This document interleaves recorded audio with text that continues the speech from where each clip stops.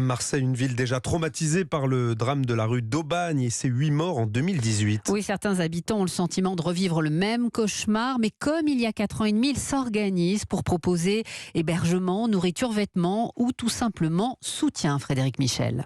Oui, très vite, de nombreux Marseillais ont voulu témoigner leur solidarité, proposant notamment leur aide aux habitants obligés de quitter leur logement, comme Claire, qui vit à 2 pas des immeubles qui se sont effondrés. J'ai eu au moins 5-6 propositions tout de suite en urgence pour nous dépanner à dormir. Si on a besoin d'habits, des cellules psychologiques pour les enfants dans chaque école, ça aide beaucoup. Solidarité aussi à l'égard des secours.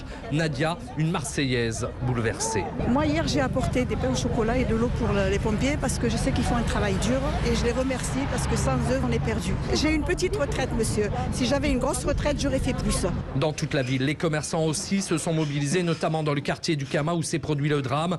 Les boulangeries, le boucher, les bars ont offert boissons et nourriture. Soraya vend des fruits et légumes. Il y a un élan de solidarité incroyable. Nous, notre petite échelle, quand les pompiers ont besoin d'eau pour laver les casques, ils se servent, il n'y a pas de souci, quoi. De tendre la main dans ce moment très dur, c'est très important. Et il y a une tension, on sent quelque chose de lourd, d'oppressant. Et dans une boulangerie située à 2 pas du périmètre interdit d'accès, une vendeuse m'expliquait qu'elle et ses collègues ont décidé de fermer plus tard et donc de travailler plus longtemps pour épauler les secours et les habitants encore sous le choc. Frédéric Michel à Marseille pour Europe 1.